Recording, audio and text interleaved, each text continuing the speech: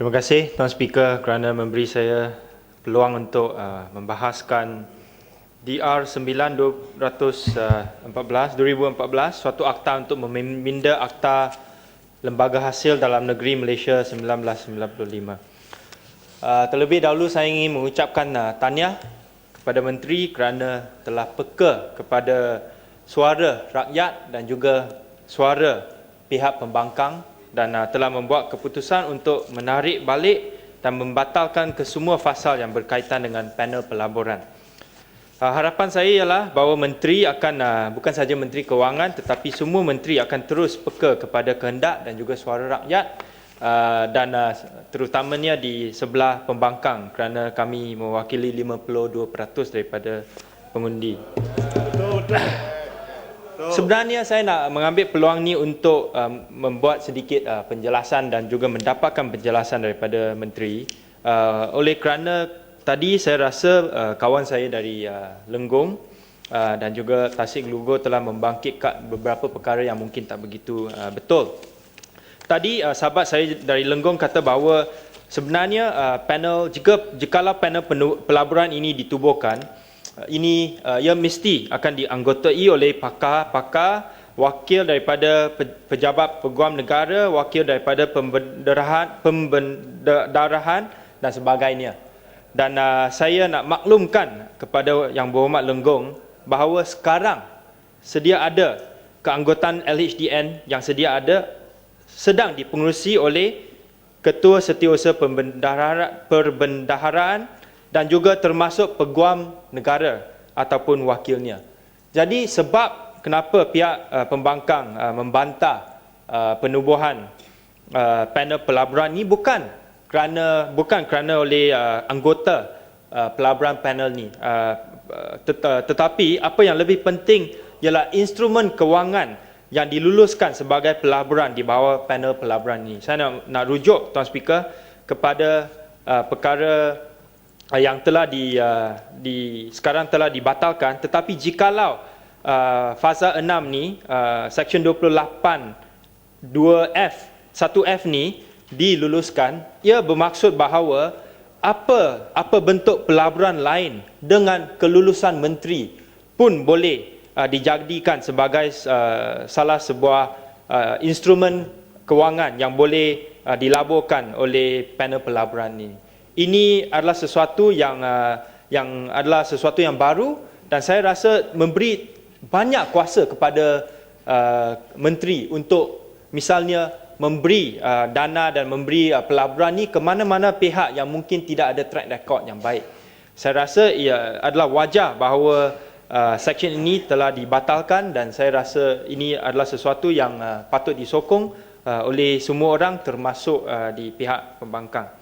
Kerana maklumat LHDN ini bukan sebuah syarikat dengan izin Sovereign Wealth Fund untuk membuat keputusan untuk melabur dalam stock market ataupun syarikat yang lain, tetapi maklumat LHDN adalah untuk mengutip cukai. Pada masa yang sama, saya juga nak merujuk Menteri kepada laporan tahunan LHDN untuk tahun 2012. Dan saya nak bangkitkan beberapa angka-angka yang mungkin adalah relevan untuk perbahasan ini. Daripada laporan tahunan ini, equity LHDN adalah sejumlah RM1.59 bilion ringgit. Ini termasuk dana daripada kumpulan wang pembangunan ataupun development fund sebanyak 857 juta ringgit, daripada kumpulan wang amanah trust fund sejumlah 3.8 juta ringgit, daripada kumpulan wang lain ataupun other fund 36 juta, daripada reserve penilaian aset ataupun valuation reserve 74 juta dan juga lebihan terkumpul ataupun accumulated reserve sebanyak 619 juta ringgit. Jadi jumlah dana ataupun equity yang telah dikumpul oleh LHDN ini adalah memang banyak, 1.59 bilion ringgit. Saya rasa kalau laporan tahunan LHDN 2013 dibentangkan di Parlimen pada penggal ni, saya yakin bahawa equity ini akan naik lebih daripada 1.59 bilion ringgit. Saya nak mengucapkan tahniah kepada pihak LHDN atas kejayaan mereka untuk meningkatkan equity ke tahap yang kita ada sekarang. Kerana pada tahun 2000 equity yang ada di bawah kawalan LHDN hanya 135 juta saja. Sekarang telah naik kepada 1.59 bilion. Jadi tidak boleh dinafikan bahawa prestasi LHDN ni saya rasa cukup memuaskan. Cukup memuaskan. Jadi soalan saya ialah kenapa pula kita perlu seksyen baru 28A yang sekarang ni akan memberikan kuasa kepada LHDN untuk menubuhkan syarikat untuk menjalankan tugas ataupun fungsi mereka. Sekarang saya rasa LHDN telah menjalankan tanggungjawab mereka dengan baik. Tidak perlu lagi menambah kuasa supaya mereka boleh menubuhkan syarikat yang baru untuk menjalankan kuasa. Tadi Yang Berhormat Tasik Lugo membangkitkan isu pendapatan yang mungkin diperlukan oleh LHDN untuk meningkatkan kebolehan mereka untuk mengutip cukai. Tetapi berdasarkan angka-angka yang saya petikkan daripada laporan tahunan LHDN 2012 tadi, memang ketara dana banyak, lebih daripada 1.5 bilion ringgit, termasuk dana pembangunan development fund yang boleh digunakan, Tuan Speaker, oleh LHDN untuk mempertingkat lagi prestasi mereka untuk mengutip cukai. Tidak perlu lagi menubuhkan syarikat-syarikat yang lain untuk mendapatkan dana yang lebih, kerana dana dah cukup.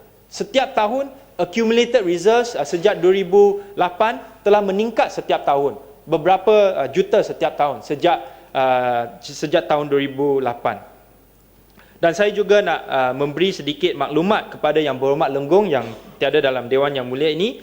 Tadi Yang Berhormat Lenggong nak beri satu contoh, Singapura. Singapura telah menubuhkan satu tax academy untuk melatih pakar tentang isu cukai dan juga meningkatkan lagi pengetahuan tentang isu cukai. Itu saya tak menafikan.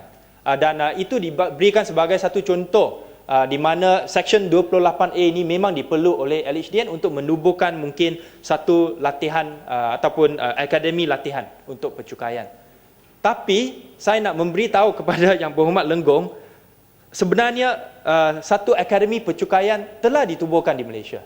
Alamatnya adalah Persiaran Warisan di Bandar Baru Bangi. Itu adalah di bawah kawasan saya. Jikalau Yang Berhormat Lenggong nak pergi lawat, saya pun boleh cuba aturkan. Dan yang lebih penting, Akademi Percukaian ini telah ditubuhkan sejak 1994. Dah lama. Jadi saya rasa kalau Yang Berhormat Lenggong nak beri contoh di Singapura, lebih baik tengok dalam negara sendiri dulu dan membuat kajian yang lebih terperinci lah. Jadi jikalau LHDN boleh menubuhkan pusat latihan seperti Akademi Cukai ini di bawah akta yang sedia ada, kenapa kita perlu satu lagi seksyen yang baru yang membolehkan LHDN ini untuk menubuhkan apa-apa lagi syarikat? Saya rasa itu adalah sesuatu yang perlu dijelaskan oleh Menteri. Dan saya nak tambah lagi untuk maklumat yang Tuan Speaker. Sekarang di dalam laporan tahunan LHDN 2012, tax academy ataupun akademi pencukaian ni dah cukup dana. Accumulated reserves tu lebih kurang 3.75 juta ringgit. Dah cukup untuk membuat apa-apa kegiatan dan aktiviti untuk membuat latihan cukai dan sebagainya. Jadi saya harap jikalau Yang Berhormat Lenggong nak beri contoh pun beri contoh yang lebih wajar lah. Tuan Speaker, saya juga nak memberi satu lagi contoh yang relevan. Kerana mungkin ada orang selepas ini ada Yang Berhormat di pihak sana yang kata okey, sebenarnya LHDN perlukan syarikat-syarikat ni untuk mengutip cukai yang lain, cukai selain daripada cukai langsung ataupun direct tax. Saya memberi satu contoh. Sekarang LHDN bertindak sebagai ejen pemungut bagi pihak PT-PTN sejak bulan Julai 1997. LHDN boleh menjalankan tugas seperti ini dengan tidak perlu menubuhkan syarikat yang baru ataupun anak syarikat. Dan saya rasa ini adalah contoh yang wajar, yang sepatutnya Yang Berhormat Lenggong bangkitkan tadi, kerana beliau adalah pengerusi PTPTN dan sekarang memang mendapatkan perkhidmatan ini daripada LHDN dengan tidak wujudnya Seksyen 28A ataupun mana-mana anak syarikat yang ditubuhkan oleh LHDN. Jadi soalan pokok saya pada pembahasan saya ini adalah mengapa akta ini selepas menarik balik semua fasal-fasal yang berkaitan dengan panel pelaburan, masih ada lagi satu fasal yang saya rasa tak ada maksud, tak relevan, tak perlu, kerana kalau kuasa LHDN perlu dipertambahkan lagi, perlu dipertingkatkan lagi, kenapa tidak kemaskini undang-undang yang ada sekarang? Kenapa nak memperkenalkan satu fasal ataupun satu section untuk memberikan satu kuasa untuk menubuhkan syarikat-syarikat yang baru oleh LHDN? Saya rasa ini adalah sesuatu yang Menteri perlu jawab. Dan saya akhir sekali saya nak tanya Menteri, sama ada ini contoh ini ataupun cadangan ini ataupun pindahan ini telah diamalkan oleh mana-mana negara maju. Saya rasa kalau Menteri boleh memberi satu contoh ataupun memberi bukti bahawa satu kajian yang terperinci telah dibuat untuk mengkaji semua negara maju misalnya, sama ada mereka ada satu sistem di mana